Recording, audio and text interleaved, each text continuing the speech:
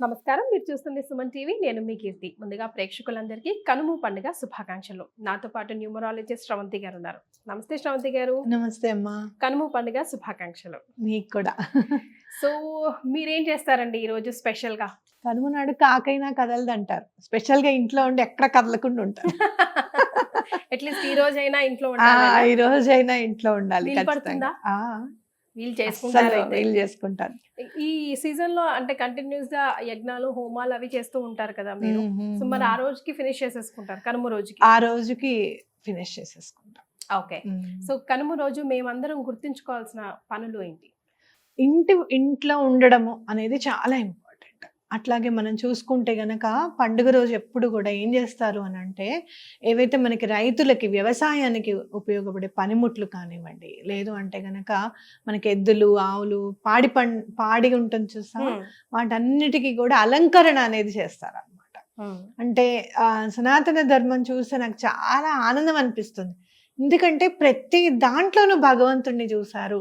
ప్రతి దానికి ఇది ఎట్లా ఇంపార్టెన్స్ ఇయ్యాలి, ప్రతి విషయానికి గూడా. హ్మ్. అలా ఎలా ఇంపార్టెన్స్ ఇయ్యాలనేది దైనందిన జీవితంలో ఒక భాగం చేసేసారు యెస్. దాన్ని. హ్మ్. అర్థమైందా మీకు? హ్మ్. అందుకనే మతం కాదు ధర్మము అని అనడానికి ఇదే రీజన్ అని కారణం. అనిపిస్తుంది. హ్మ్. మీరు చూస్తే ఇంట్లో పనిముట్లు ఏవైతే ఉన్నాయో వాటన్నిటికి కూడా సెలవియ్యడం అనేది చాలా ఇంపార్టెంట్. హ్మ్. ఎందుకంటే ధాన్యం ఇంటికొస్తుంది గదా! హ్మ్. అన్నీ చక్కగా పండగంతా చేసుకున్న తర్వాత ఇవాళ ఇంకా ఓన్లీ ఇంట్లోనే ఉండి ఒకళ్ళకొకళ్ళం కూర్చొని మాట్లాడుకోవడం అన్నమాట. రేపటి అందరికి రోజు ఏం చేయాలి? ప్రపంచం అంతా సెలవు ఉంటుందండి. ఒక్కరికి తప్ప. ఆ! ఎవరా ఒక్కరు చెప్పండి? ఎవరు మనమే. మీరు? ఆ రోజు కూడా వంట, ఆ! వంట, వంట. వంట రూమ్‌లోంచి కదులుతామా?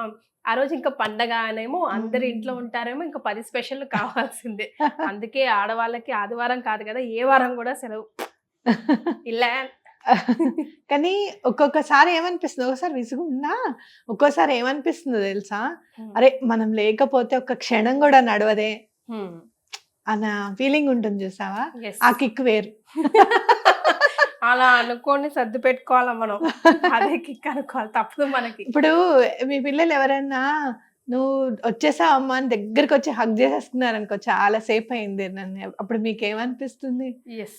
అవునా కాదా? అవునండి. అందరు ఎవ్వరి దగ్గరికెళ్ళకుండా తల్లి దగ్గరికే పిల్లవాడు వెళ్తానని ఏడుస్తూ ఉంటాడు. హ్మ్. అప్పుడెంత గర్వంగా ఉంటుంది ఎత్తుకొని, అవునా? ఆ యెస్. ఫీలింగ్ ఇంట్లో అనేది ఎంజాయ్ నానమ్మలు చేయడమే. ఇంకా మిగతా వాళ్ళు కూడా అంటూ ఉంటారా?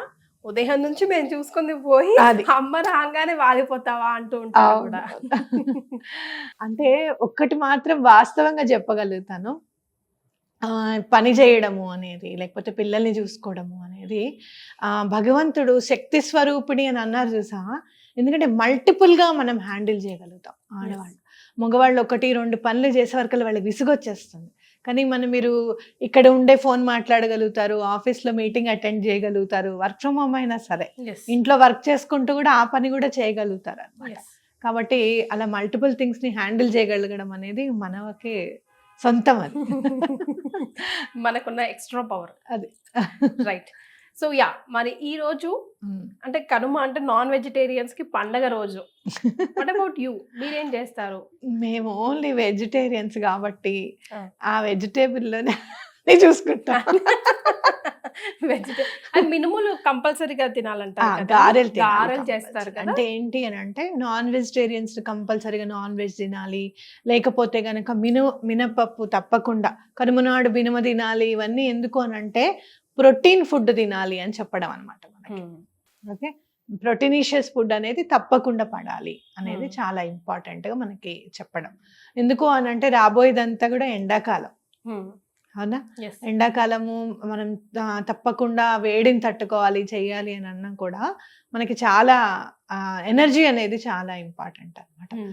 కాబట్టి ఇది కంపల్సరీగా తినండి అని చెప్పడం గూడా అందుకని అనిపిస్తుంది నాకు. ఆ రోజు ప్రోటీన్ ఐటెమ్ అనేది తినాలి. మీరు ఎక్కడైనా చూస్తే ఏకాదశి నాడు చూస్తే గనక, హ్మ్. ఆ రోజు వాతావరణం బట్టి మనం ఉపవాసం ఉంటే, ఫాస్టింగ్ ఉంటే మన బాడీకి చాలా మంచిది అని చాలా సందర్భాల్లో చాలా మంది చెప్తారనమాట. హ్మ్. అండ్ అలా రీసెర్చ్ చేశారు. అలా కనుమనాడు ఇది ఎందుకు తినాలి అదెందుకు తినాలి అంటే దానికి కూడా రీజన్ ఉంటుంది ఖచ్చితంగా. Yes. అయితే ఆ రోజు ప్రోటీన్ ఫుడ్ తినాలని చెప్పి పెద్దవాళ్ళు చెప్పారని నా ఉద్దేశం. ఇటు తెలంగాణ జిల్లాల్లో కొన్ని జిల్లాల్లో అండి అన్ని కూరగాయలు అన్ని ఆకుకూరలు కలిపి కలగూర అని చెప్పేసి ఒకటి వండుతూ ఉంటారు. ఆ, ఆ, ఐ డోంట్ నో వై, నేను కూడా ఎప్పుడు ఎవరిని ఆ ప్రశ్న అడగలేదు, బికాస్ అది ప్రాంతానికి సంబంధించింది. ఆ, అన్ని చోట్ల కాదు. ఇప్పుడు కొన్ని చోట్ల కంపల్సరీ అరిసెలు, కంపల్సరీ నువ్వుల ఉండలు ఎలా చేస్తారు ఇప్పుడు ఆంధ్ర సైడ్ చూస్తుంటే, ఉమ్. ఇటు సైడ్ తెలంగాణ జిల్లాలో చాలా మంది దగ్గర నేను చూసాను అయ్యో కంపల్సరీ. నేను ఒకసారి నాకు తెలియదు కదా, ఒకసారి ఒకళ్ళని అడిగాను పండగ పూట నాన్ వెజ్ ఎలా వండేసుకుంటున్నారు మీరు జనరల్ గా వండుకోరు కదా అని అంటే వాళ్ళు చెప్పారు లేదు సంక్రాంతికి కంపల్సరీగా కనుమనాడు ఖచ్చితంగా వండుకుంటాం మేము అని.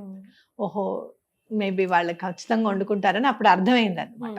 జనరల్ గా మనకున్న అదేంటి పూజ రోజు వండరు పండగ రోజు వండుకోరు అని అనుకుంటాం కదా. అట్లా కలగూర గంప కూడా మీరు చూస్తే గనక మనం చూస్తే వ్యవసాయానికి పెద్ద పీట వేస్తాము అటు సైడ్ ఆంధ్ర వైపు. అట్లాగే వ్యవసాయం ధాన్యలక్ష్మి ఇంటికి వస్తుంది కాబట్టి నలుగురికి పంచి పెట్టడం చేయడం అనేది ఇంపార్టెంట్ అనుకుంటాం. ఇక్కడ కూడా కలగూర గంప చేయడానికి కూడా అదే రీజన్ కావచ్చు. అంటే మొత్తం నేచర్ నంతా ఒక దగ్గర చేసి చేయడం బార్టర్ సిస్టమే కదండి, ఆ, డబ్బు కాదు కదా. అవును. ఏదైనా వస్తువుకి వస్తువు అక్కడ నుంచి ఇక్కడ నుంచి ఒక వస్తువు ఎక్స్చేంజ్ చేసుకొని అన్ని కలిపేసి అందరూ ఒక దగ్గర వండుకొని తినేవారేమో అవును. బహుశా. చాలా సందర్భాల్లో అయితే మీకు కందులు వస్తాయి కదా ఇప్పుడు, కందులు గ్రీన్ గా కూడా ఉంటాయి. వాటిని మేము చిన్నప్పుడు శనగలేమో హరిబూట్ అనేవాళ్ళం.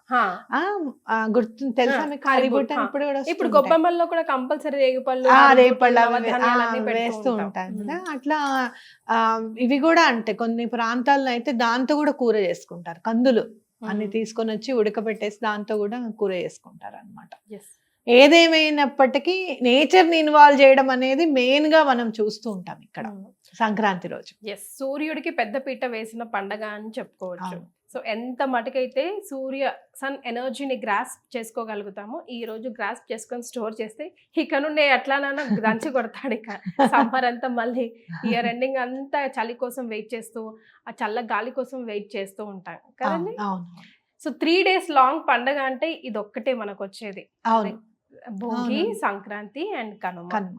అంత కలర్ఫుల్ గా ఆడుతూ పాడుతూ ఫుల్ బిందాస్ గా. మనం ఎక్కడ హరిదాసుల గురించి గంగిరెద్దుల గురించి మాట్లాడుకోలేదండి. అక్కడ మా ఇంటి దగ్గర అయితే ఇప్పుడు హరిదాసులు చక్కగా వాళ్ళు కూడా బండి మీద వచ్చేస్తారు. బండి హైటెక్ అయిపోయాడా హరిదాస్ కూడా? గంగరెద్దు నెమ్మదిగా వస్తూ ఉంటుంది, ఆయన నెమ్మదిగా నడుపుతూ ఉంటారు అన్నమాట. కానీ వాళ్ళు కూడా ఎంత పెద్ద పెద్ద ఉద్యోగాలు చేసుకోనివ్వండి, ఎక్కడంతా చాలా బిజీగా ఉండనివ్వండి, ఊర్లకు వచ్చేస్తున్నారు అనమాట. అంటే మా వంశపారంపర్యంగా వచ్చింది ఎక్కడా కూడా మేము మిస్ చేయకూడదు అన్న ఆలోచన ఇప్పుడు బాగా కలిగింది. డిజిటల్ మీడియా పుణ్యం అని చెప్పి అన్ని ఎంజాయ్ చేయాలి, అన్ని ఇది అని చేయాలనేది జనాల్లో కూడా బాగా ఇంట్రెస్ట్ ఉండడం, ఊర్లకు వెళ్ళడం తప్పకుండా. మా చిన్నప్పుడు చాలా రోజులు ఊర్లోకి వెళ్ళేవాళ్ళు కాదు. 4 ఏళ్ళు అయిందండి, 3 ఏళ్ళు అయిందండి మా ఊరేళ్ళు అనేవాళ్ళు. ఇప్పుడు అలా కాదు, 10-12 ఏళ్ల నుంచి అందరూ ఊర్లోకి వెళ్ళడం. మీరు చూస్తే హైదరాబాద్ ఇంత ఖాళీగా ఇంత వెడల్పుగా ఉంటాయా రోడ్లు అనిపిస్తున్నాయి.